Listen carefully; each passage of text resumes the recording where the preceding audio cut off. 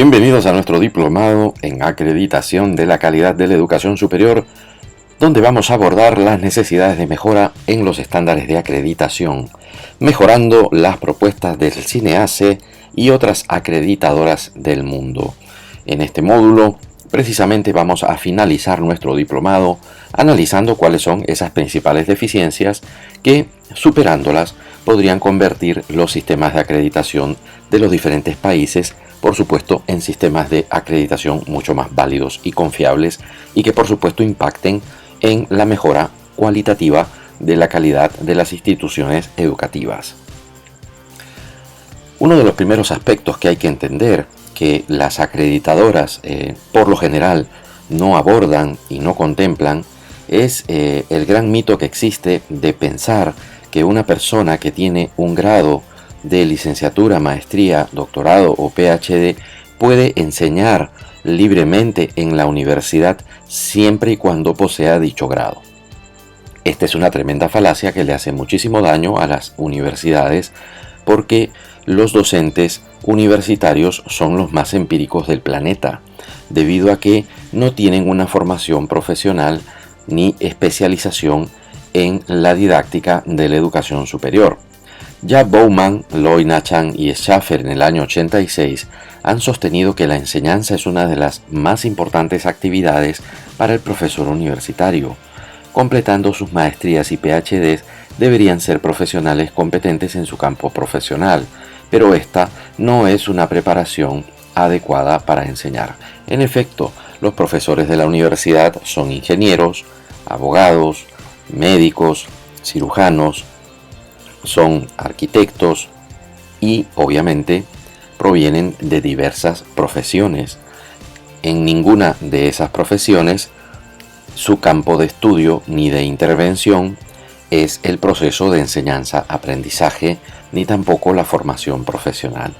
Por lo tanto, los estándares de acreditación tanto nacionales del CINEACE como también internacionales deben incorporar rápidamente criterios que orienten a las universidades hacia la especialización de sus docentes en la educación superior. Otro de los grandes mitos es el currículo por competencias, no porque el enfoque por competencias tenga problemas o sea un enfoque laxo, sino muy por el contrario porque el enfoque por competencias no se está aplicando en las universidades. Esto significa que todas las universidades utilizan la palabra competencias, pero ninguna de ellas lo aplica de manera científica. Las competencias que se están planificando en currículos y sílabos de las universidades son técnicamente inválidas, pues no han sido obtenidas con ninguna metodología internacional. Por ende, hay un serio problema de validez curricular. Por ejemplo, en el caso del CINEACE, las normas de competencias son elaboradas con una metodología internacional denominada el análisis funcional, mientras que los planes de estudio de las universidades identifican las supuestas competencias sin ninguna metodología internacionalmente aceptada. Por ende, los planes de estudio poseen perfiles profesionales de egreso completamente inválidos y faltos de confiabilidad.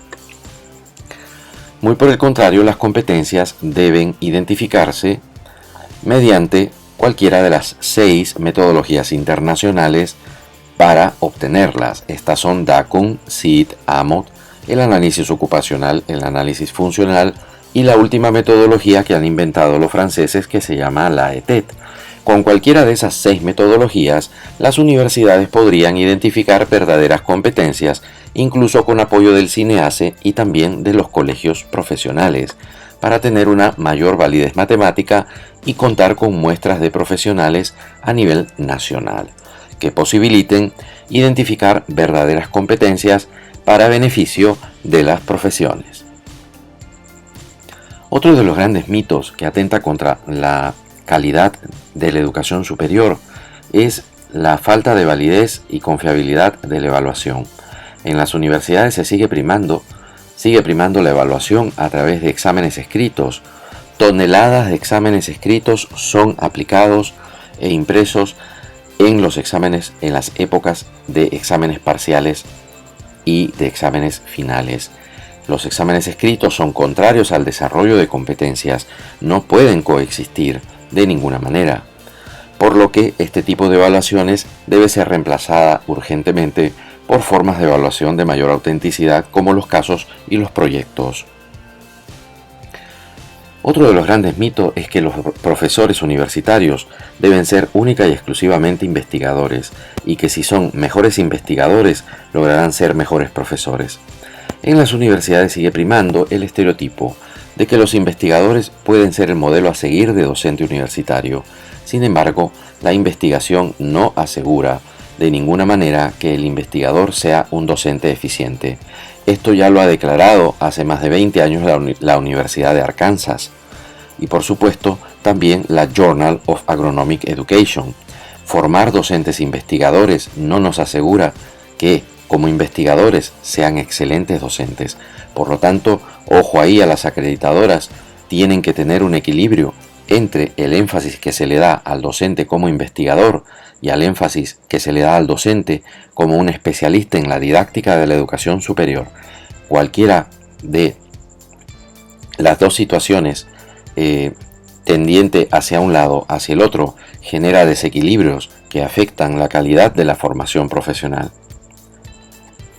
5. Otro de los grandes defectos que las universidades tienen es la ausencia de assessment. Basta revisar o hacer un muestreo aleatorio de los sílabos que tienen nuestras universidades en el Perú o Hispanoamérica para poder detectar que los sílabos tienen como centro de gravedad el contenido y la información, y que tenemos un listado de clases tras clases sin tutorías o sin sesiones especializadas en brindarle a los estudiantes assessment. El assessment provee retroalimentación, por lo que permite superar deficiencias, motiva a los estudiantes a comprometerse con el aprendizaje, enseña a los estudiantes a tomar decisiones inteligentes para aprender en situaciones futuras de manera eficiente, incrementa la autonomía de los estudiantes y también la habilidad para aprender eficientemente en el futuro. Por lo tanto, los docentes no pueden seguir enseñando y planificando sus sílabos al margen del assessment. Otro de los elementos fundamentales que los docentes en la educación superior no aplican es el uso de taxonomías que les permite establecer un grado de control sobre la complejidad de las preguntas. Ya hemos dicho que los exámenes escritos son la peor forma de evaluar. Sin embargo, las preguntas nos pueden servir como herramientas sumamente útiles para controlar el grado de comprensión que los estudiantes están teniendo. Para ello pueden utilizar taxonomías como la propuesta por John Biggs, la taxonomía Solow, Structural Observation Learning Outcomes. Esta taxonomía es sumamente interesante y necesaria de ser utilizada por las universidades, ya que le brinda a los docentes la posibilidad de tener una clasificación de los niveles de complejidad de las preguntas y por lo tanto ejercer un mayor grado de control sobre su formulación. 7. La dictadura del conocimiento. En las universidades existe un uso excesivo de contenidos conceptuales, temas e información que prima sobre las aplicaciones prácticas. Ello retrasa el desarrollo de competencias y la formación para el trabajo. Los sílabos están recargados de contenidos y de muy poca didáctica. Encontramos muchos más temas, mucha más información que una explicación coherente de qué método va a utilizar el docente, con qué estrategia se va a producir el proceso de enseñanza-aprendizaje y por supuesto con qué estrategias se va a desarrollar un proceso de enseñanza-aprendizaje más eficiente. De la misma manera, no se establece ningún tipo de planteamiento experimental o cuasi experimental que posibilite el uso y el ejercicio de variables independientes sobre el proceso de enseñanza-aprendizaje que le den a los docentes un mayor grado de control sobre los resultados. 8. Otro de los grandes defectos que tienen las universidades son los planes de estudio. En estas universidades continúan predominando las asignaturas como unidades enciclopédicas y academicistas del aprendizaje, cuando muy por el contrario los profesionales no trabajan por asignaturas, sino por competencias. La peor pérdida de tiempo son los llamados cursos generales, que no tienen relación con el empleo y reducen drásticamente la tasa de retorno y la empleabilidad, ya que alargan el itinerario formativo por un año o año y medio. Muy por el contrario, en el enfoque por competencias no hay cursos generales y el CINEACE no está alertando a las universidades sobre este hecho. Muy por el contrario, permite que las universidades desarrollen planes de estudios por asignaturas, cuyo enfoque es contrario al enfoque por competencias. Cuando trabajamos con el enfoque por competencias, los planes de estudio no tienen asignaturas, sino por el contrario, módulos de formación profesional. De esta manera, entonces, el CINEACE tiene que cambiar urgentemente su estrategia comunicativa con respecto a este componente, modificar los estándares y establecer dentro del modelo de acreditación en el Perú que las universidades deben diseñar sus carreras utilizando las metodologías internacionales por competencias. 9. La pugna eterna entre el pregrado y posgrado. En las universidades continúan predominando carreras profesionales con currículos sobrecargados, los que pretenden lograr determinados perfiles de egreso excesivos por la cantidad de atributos que no corresponden al pregrado sino al posgrado. Las carreras son excesivamente largas y esto por defecto de la imposición de la ley 3220, la cual no fue discutida apropiadamente de manera científica ni de manera técnica por expertos. Fue aprobada por el Congreso y las universidades se quedaron calladas. Al quedarse calladas en el Perú, aceptaron una ley que no les permite ser competitivas, mientras que en los países desarrollados y en muchísimas economías emergentes, las licenciaturas se están reduciendo drásticamente, de 5 hasta 4 e incluso a 3 años y medio en Alemania. La uniformidad de la evaluación. En las universidades continúan predominando formas de evaluación que no comprenden el aprendizaje como objeto de estudio. No se alinea el enfoque de la evaluación con las técnicas y con los instrumentos de evaluación, lo que genera que todo se pretende evaluar con rúbricas, descuidando la parte cualitativa del aprendizaje. 11. Las encuestas a los estudiantes, un procedimiento tan famoso, extendido como inválido. En las universidades continúan predominando formas de evaluación de los docentes que no tienen validez ni confiabilidad. Por ejemplo, las extendidas encuestas a los estudiantes son la peor forma de evaluar a los docentes, pues si se desea hacerlo debe evaluarse el nivel de logro de las competencias que los estudiantes consiguen producto de la enseñanza recibida por el docente. Entonces, se tiene que parar de perder el tiempo generando una distorsión de la realidad a través de encuestas que no miden si el docente en efecto es eficiente o no. La mejor manera de evaluar si el docente es eficiente o no es evaluando a los estudiantes, a ver si estos han logrado las competencias que estaban programadas. 12. El mito de las bajas condiciones de entrada. Todos sabemos que en las universidades, principalmente hispanoamericanas, las universidades privadas no tienen exámenes de admisión que sean serios y confiables, y por lo tanto sus perfiles de ingreso son absolutamente relativos. Sin embargo, en las universidades continúan predominando concepciones alejadas de la evidencia, pues se sabe que con una adecuada metodología, técnicas, estrategias, medios, materiales, entornos y tutoría, los estudiantes pueden incrementar su rendimiento efectivamente. Entonces tenemos sí un incremento de estudiantes que están ingresando con condiciones de entrada muy bajas, pero con el conjunto de estos materiales, de estas condiciones que acabo de mencionar, se puede, por supuesto, revertir la situación y convertirlos en estudiantes de primera. 13. Sílabos sin invalidez. Los sílabos representan instrumentos ampliamente extendidos por las universidades peruanas e hispanoamericanas y por supuesto en el mundo, pero a su vez representan uno de los principales defectos y una de las más grandes debilidades del sistema de educación superior. Continúan predominando los sílabos con un enfoque administrativo, más que didáctico, metodológico y experimental. Domina el contenido y el listado de temáticas por encima de las actividades de aprendizaje que aseguren el desarrollo de las competencias. Así, los sílabos se han convertido en instrumentos más administrativos que didácticos. Por ende, su centro de gravedad sigue siendo la información, sigue siendo el contenido, sigue siendo el conjunto de temas que los docentes van a abordar, y tenemos que pasar urgentemente en nuestros estándares de acreditación de sílabos que son meros instrumentos administrativos a verdaderas herramientas estratégicas para optimizar el proceso de enseñanza-aprendizaje. Otra de las grandes debilidades de los sistemas educativos universitarios en el mundo es el sistema de crédito. En el caso del Perú, no se puede continuar con el mismo sistema de créditos que propone la Ley 30220. Ese es uno de los peores sistemas de crédito del planeta, porque le está brindando a las horas teóricas mayor peso que las horas prácticas, y toda la evidencia sostiene que la práctica es más importante que la mera teoría o la colección y memorización de conocimientos. De esa manera, el Perú tiene, debido a la Ley 30220, el peor sistema de créditos del planeta. Sistemas educativos como el brasileño son mucho más prácticos. En Brasil, 15 horas son un crédito. No hay una intervención en que si en esas 15 horas hay una cantidad o debe haber una cantidad de teoría o de práctica.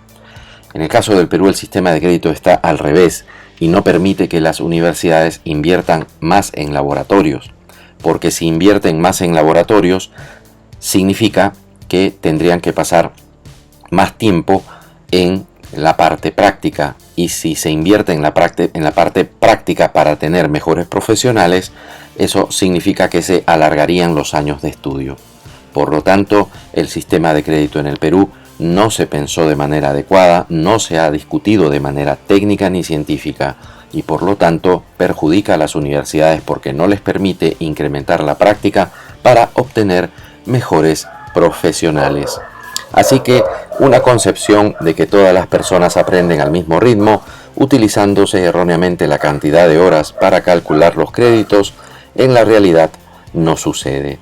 Los estudiantes poseen diferentes ritmos de aprendizaje, por lo que debe considerarse para asignar créditos, muy por el contrario, el desempeño. Entonces las personas aprenden a una velocidad distinta. Entonces si yo tengo, vamos a decirlo así, una asignatura o un módulo que dura 48 horas, perfecto, 48 horas es el fondo de tiempo, pero hay estudiantes que lo pueden lograr ese desempeño en 30 horas. Por lo tanto, no tendrían por qué cursar las 48. Por ende, las horas no son la unidad de medida. En un enfoque por competencias, la unidad de medida son los desempeños, y lo que nos interesa es que se logren los desempeños, no importa si se han tardado menos tiempo.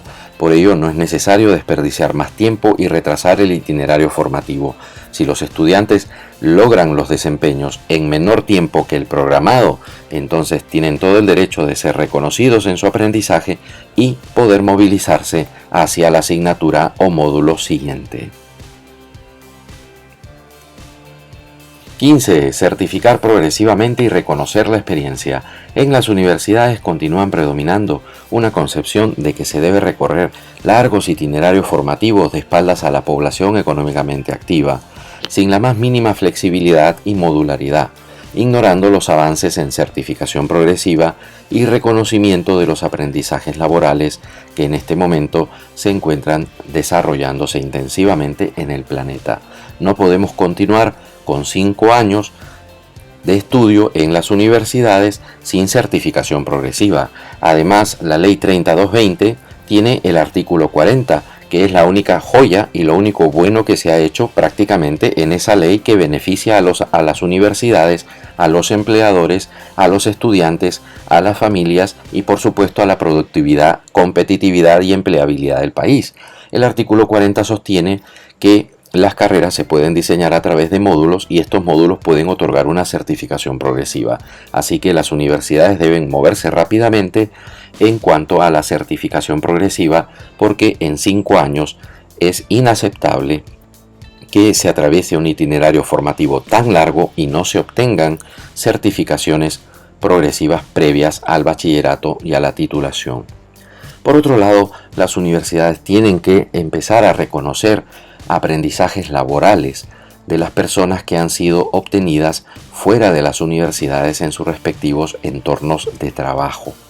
Este es un derecho ya establecido por la OIT en la Declaración 195, así que el CINEACE debe moverse rápidamente para transformar y actualizar sus estándares y permitir que las universidades reconozcan los aprendizajes obtenidos fuera de las universidades en las diferentes unidades productivas. Finalmente tenemos la modalidad virtual como uno de los más grandes mitos. Ha habido una tremenda aversión y se le ha hecho un gran daño a todas las universidades del tercer mundo al satanizar a la educación virtual. El estereotipo es pensar que la modalidad virtual no funciona. Sin embargo, en las universidades continúa predominando esta concepción de que la única modalidad eficiente es la presencial, cuando muy por el contrario, la evidencia científica demuestra que la modalidad virtual es tan eficiente como la primera. Por supuesto, hay que hacer algunas excepciones en las carreras en donde el uso de los laboratorios es completamente intensivo. Además, hay varios factores que mejoran la calidad de la educación virtual, como por ejemplo afinar y mejorar el perfil de ingreso, considerar la evidencia previa de los participantes. No es lo mismo admitir en una modalidad virtual a un adulto que ya trabaja que a un adolescente que nunca ha laborado. 3. Considerar el ritmo de aprendizaje. Si la persona puede aprender de una manera rápida, por supuesto que le viene mucho mejor y va a tener mayores probabilidades de alcanzar la competencia. 4. Considerar adecuados entornos de aprendizaje. 5. Idóneos métodos de enseñanza sumamente auténticos y efectivos. 6. Una evaluación auténtica que reproduzca de la mejor manera, por lo menos de forma simulada, si no de manera auténtica, los verdaderos entornos laborales, para poder evaluar de la manera más parecida al trabajo en su verdadero contexto. 7. Docentes entrenados. No es lo mismo trabajar en una modalidad virtual con docentes que vienen de la presencialidad sin el más mínimo entrenamiento para trabajar, por supuesto, en una modalidad virtual. Los docentes tienen que estar no solo entrenados, sino que adecuadamente certificados. 8. Se puede implementar sistemas de tutoría. Y 9. Por supuesto, evaluar los resultados del logro para comprobar que quienes estudian en las modalidades virtuales logran efectivamente las mismas competencias que quienes estudian en las modalidades presenciales, porque de esa manera ambos van a obtener las mismas titulaciones y por lo tanto deben obtener lo que denominamos los mismos o el mismo perfil de egreso. De esta manera entonces se le hizo un tremendo daño a las universidades del tercer mundo al satanizar a la educación virtual, lo cual ha generado que tengamos décadas de atraso en esta modalidad, mientras que los países desarrollados ya tienen prácticamente universidades virtuales desde los 70 y los 80, nos llevan prácticamente 50 años de ventaja. Nosotros en el tercer mundo ni siquiera tenemos teorías del aprendizaje virtual, mientras que en los países desarrollados ya tienen las principales teorías a través de Otto Peters e incluso Carl Wiedemeyer.